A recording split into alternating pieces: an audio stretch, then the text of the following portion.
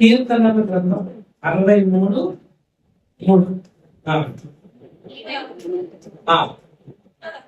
ఈ కృప జీవము కంటే ఉత్తమమైనది. ఈ కృప జీవము కంటే ఉత్తమమైనది. చిన్న ప్రార్థన చేసుకున్నాను. ప్రేమ నమ్మకం కలిగి మా ప్రియ తండ్రి, ఆయన మహిమాకరంగా వచ్చిన విధానం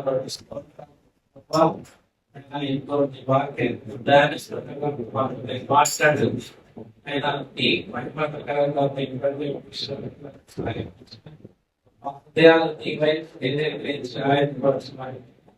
చేతులు మీకే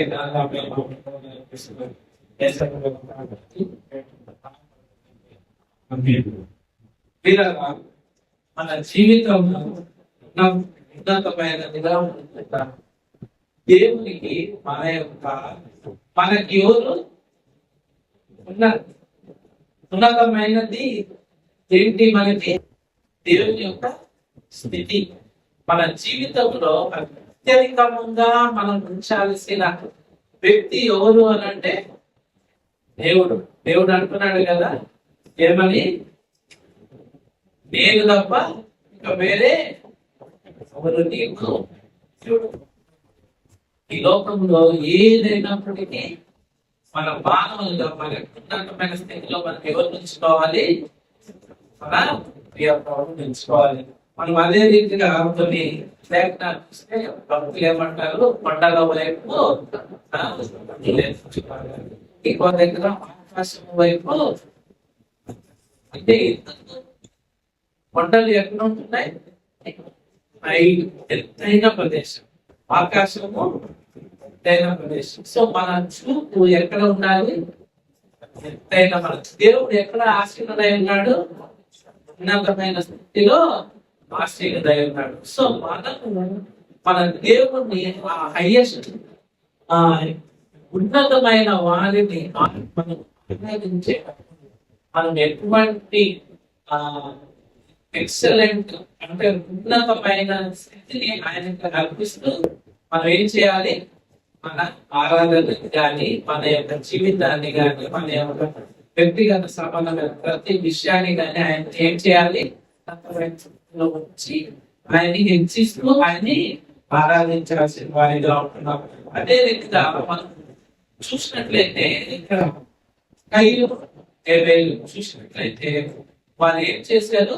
వాళ్ళకి ఉన్నదానిలో వాళ్ళు ఆయనకి అనిపించారు. అయితే ఎవరిది బెస్ట్ అన్నది ఇక్కడ దేవుడు హేబేలుది ఆ అర్పణని అంగీకరించాడు. ఇక్కడ ఏమవుతుందంటే ఏదైతే మనం అర్పిస్తున్నామో దేవుడికి ఏమై ఉండాలి? శ్రేష్టమైనది అయి ఉండాలి. శ్రేష్టమైనది అంటే మన దానిలో విలువైనది, మనకున్న దానిలో విలువైనది మనం ఏం చేయాలి? దేవునికి అర్పించాల్సిన వారికి. అంటే మన సమస్తము ఆయనకి అర్పించాల్సిన వారి. ఎప్పుడైతే మన అర్పణని దేవుడు ఆయన అంగీకరిస్తాడో అప్పుడు మనం ఏమవుతామో ఆశీర్వదించబడతాం. అదే మనకి ఉన్న దాంట్లో మనం హాఫ్ మైండ్ దేవునికి మన యొక్క అర్పణను అర్పించాము అనుకోండి, దేవుడు ఏం చేస్తున్నాడు? ఆ అర్పణని ఆ అర్పణను అంగీకరించకపోగా ఇక్కడ ప్రజలు ఏమవుతుందా? కోపం వస్తుంది. కోపం అంటే ఏంటి? ఇళ్లలో సంబంధమైన విషయాలు, ఎన్నోమైన వాటి మీద మనం కేంద్రీకరించి మన ప్రభుని మనం ఏం చేసుకుంటున్నాం? మనము దూరం చేసుకుంటున్నాం. అదే రీతిగా మనకి ఇంత మన ప్రభు ఘనత ఇవ్వాలి అని అంటే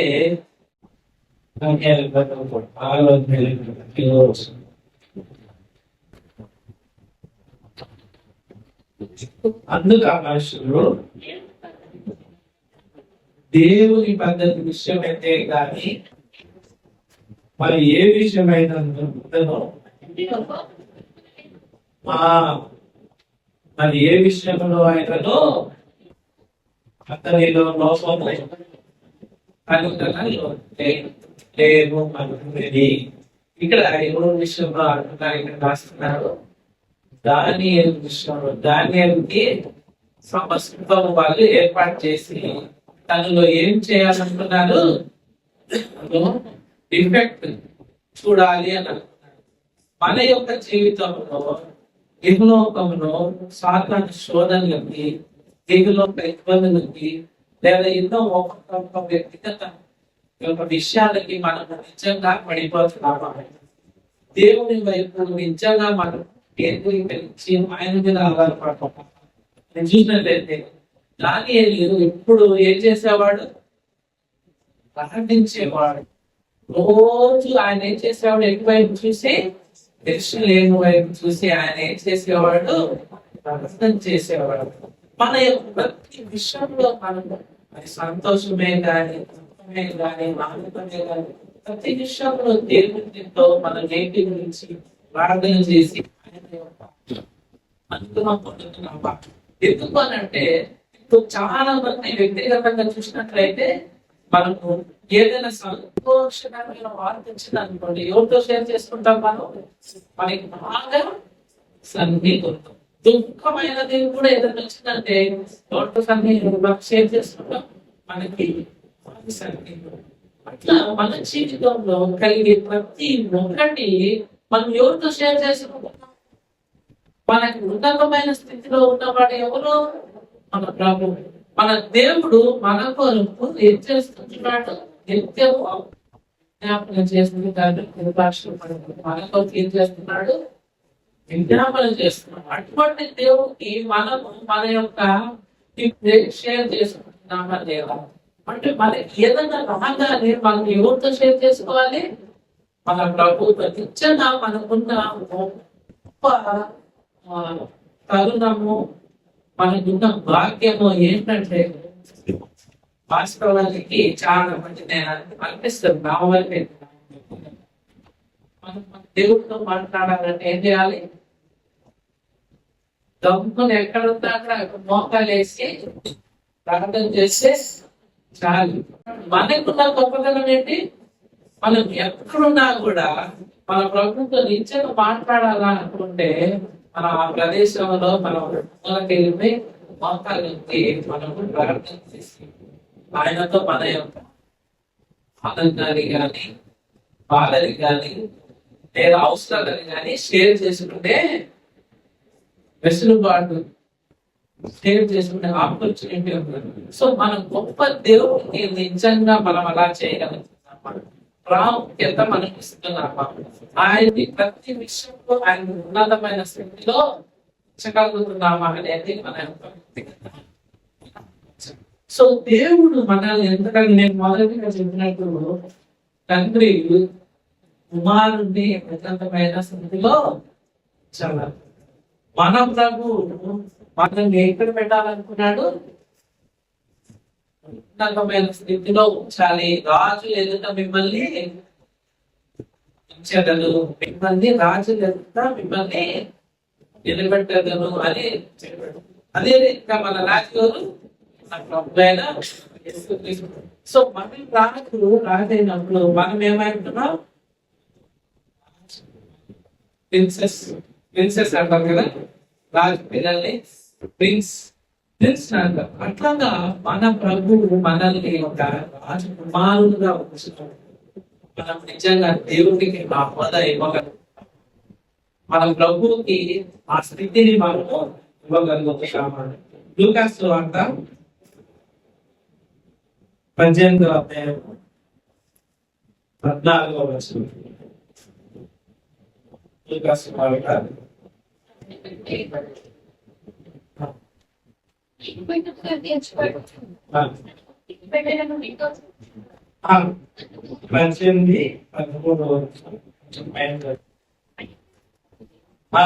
అయితే సుంకరి దూరంగా నిల్చుకుని ఆకాశం వైపు కనులెత్తుగా ధైర్యము దేవా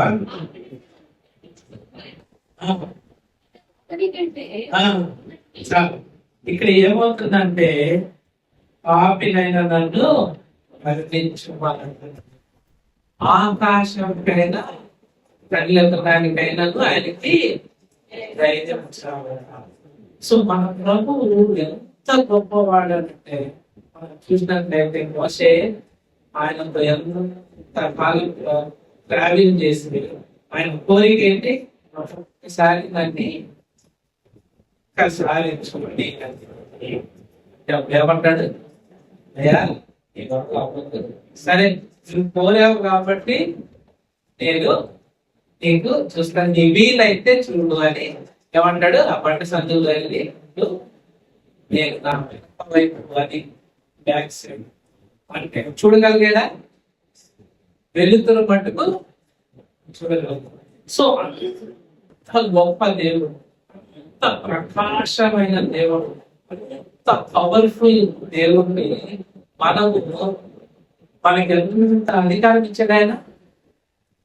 ఏం మనము డైరెక్ట్ గా ఆయనతో మాట్లాడే అధికారం ఇచ్చాడు. సో మన యొక్క ప్రతి ఒక్క విషయం అయ్యా నేను ఆమెకి ఈ వైపు చూడటానికైనా యోగ్యత లేదు, నన్ను ఏమంటాడు. సో ఈ విషయం కిందకు వస్తే ఏమవుతుంది, ఎవరు ధన్యులంట. అట్లా ప్రభువు మనకి ఏమి లేని స్థితిలో ఉన్నప్పటికీ మనల్ని ఏం చేశాడు, ఉన్నతమైన స్థితిలోకి తీసుకొచ్చాడు. మనకి ఏమి యోగ్యత లేని మనకి పరలోక భాగ్య యోగ్యతని మనకి అనుగ్రహించాడు. సో మన ప్రభువు మనల్ని ఎప్పుడు ఏం చేయాలనుకుంటున్నాడంటే ఆ బిడ్డలు ఒక ఉన్నతమైన స్థితిలో ఉండాలి అని అటువంటి స్థితిలో కోరుకుంటున్నాం. మనము మన జీవితంలో ఉన్నతమైన స్థితి మనము ఇవ్వగలుగుతున్నామా అనేది చూసినట్లయితే ఒకసారి లూకా వార్త 21వ అధ్యాయం 2వ వచనం. ప్రభు ఇక్కడ ఏం చూస్తున్నాడు, 1 2 అనేది చూడట్లేదు. ఆమె కంటే ముందు వచ్చిన వాళ్ళు 5 వేయచ్చు, 10 వేసి ఉండొచ్చు, లేదా వాళ్ళకు ఉన్న దాంట్లో నేను ఎక్కువ చేస్తున్నానని ఉండొచ్చేమో. కానీ అక్కడ వేస్తున్నారు 2 చూసి ఆ 2 చూడటానికి 2గా ఉంటాయి, కానీ ఆమెకి అది ఏంటని తన సమస్త జీవనం అన్నాడు. ఆ ప్రభు యొక్క క్వాంటిటీ చూడట్లేదు, కానీ తన యొక్క ఆమె యొక్క వ్యక్తిత్వంలోంచి ఎంత ఇస్తున్నాడు. మనము మన యొక్క జీవితంలోంచి దేవునికి ఏమి ఇస్తున్నాము, ఎంత ఇస్తున్నాము. డబ్బు ఎందుగా కాదు, మన ఆత్మీయ స్థితి, మన హృదయంలో మనకు ఆయన ఉన్నతమైన స్థితిలో ఇస్తున్నామా. జీవం కలిగిన దేవుడిని మనం కలిగి ఉన్నాం. ప్రతి ఒక్క విషయము మనం ఫస్ట్ ఎవరికి చెప్పాలి, ఎవరితో ఇది చేయాలి, దేవునికి సమర్పించుకోవాలి. ప్రతి ఒక్కరిని మనం ఏదైనా కార్యం మొదలు పెడుతున్నాము అంటే, లేదా దిన కార్యక్రమం మొదలు పెడుతున్నాము అని అంటే, లేదా ఎగ్జామ్ రాయడానికి వెళ్తున్నాము, లేదా మన డ్యూటీకి వెళ్తున్నాము, మన పిల్లలు స్కూల్కి వెళ్తున్నారు, లేదా మన యొక్క డే మన ఆఫీస్కి వెళ్తున్నాము అని అంటే మనం ఫస్ట్ ఎవరికి ప్రాధాన్యత ఇవ్వాలా, దేవునికి. మనం 2 నిమిషాలు నిలబడి అయ్యా నేను వెళ్తున్నాను, నీవు నాతో తోడుగా ఉంటుంది, నీవు నాతో నా బిడ్డ వెళ్తున్నాడు, నా బిడ్డతో నా బిడ్డ చదవడానికి ప్రతి విషయం మనం ఏం చేయాలి, మన ప్రభుత్వ షేర్ చేసుకోవాలి. ఆయన మీద మనం ఏం చేయాలి, ఆధారపడాలి. ఆయన కొరకు మనం ఏం చేసినా కూడా ఫస్ట్ ఎవరు ఉండాలి, దేవునికి, మన ప్రభుకి. సో అటువంటి స్థితి మనం ఎప్పుడైతే కలిగి ఉంటామో, మన హృదయం సంపూర్ణంగా ఎవరి మీద అయితే ఆధారపడి ఉంటారో, అప్పుడు నిజంగా మనం ఏం చేస్తుంటాము, ఆయనకి ఉన్నతమైన స్థితిని మనము ఇచ్చే వారిగా ఉంటున్నాం. మనకి ఆరాధనలో కూడా బాబా అదే చెప్పాడు, చాలా పాయింట్స్ లాగా మనకున్న ప్రతి ఒక్కటి మనం ఎప్పుడైతే దేవుని ప్రార్థిస్తాం అప్పుడు మనము దేవునికి సరైన ఆరాధన చేయగలం. దేవునికి ఆరాధించేవాడు నిజంగా పర్ఫెక్ట్ దేవుడితో మనం ఆనందం, దేవుడితో కూడా మనము చూసినట్లయితే మనం పరిశీలించవలసింది. కీర్తనలు 52వ కీర్తన 9వ వచనం. కీర్తనలు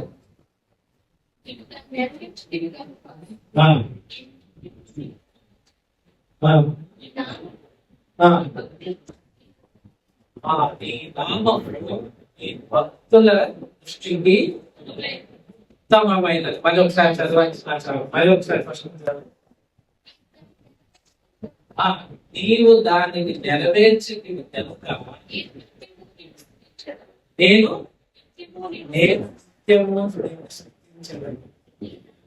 నీ నామం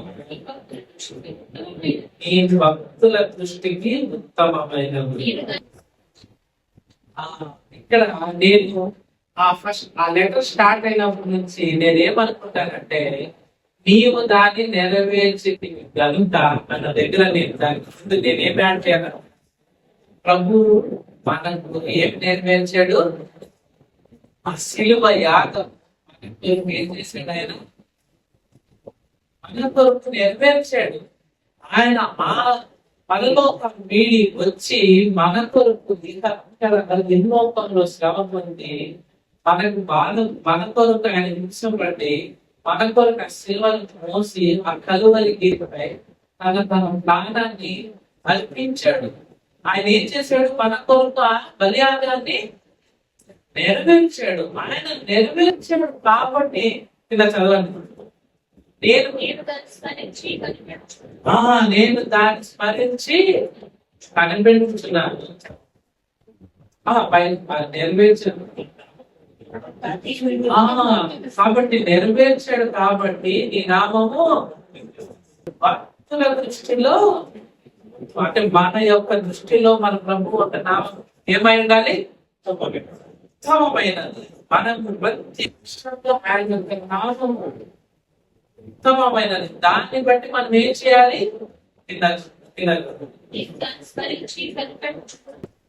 దాన్ని స్మరించాలి. మనం నిత్యము దాన్ని మన ప్రభు ఉత్తమైన ఆయన నామం ఉత్తమమైనది కాబట్టి మనం దాన్ని స్మరిస్తూ ఆయన్ని కనిపెడుతూ ఉండాలి. చివరిగా మరి ఫస్ట్ లో చదివింది కీర్తనలు 63వ కీర్తన 3వ వచనం.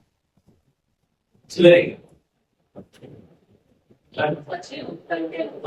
నీ కృప జీవం కంటే ఉత్తమమైనది.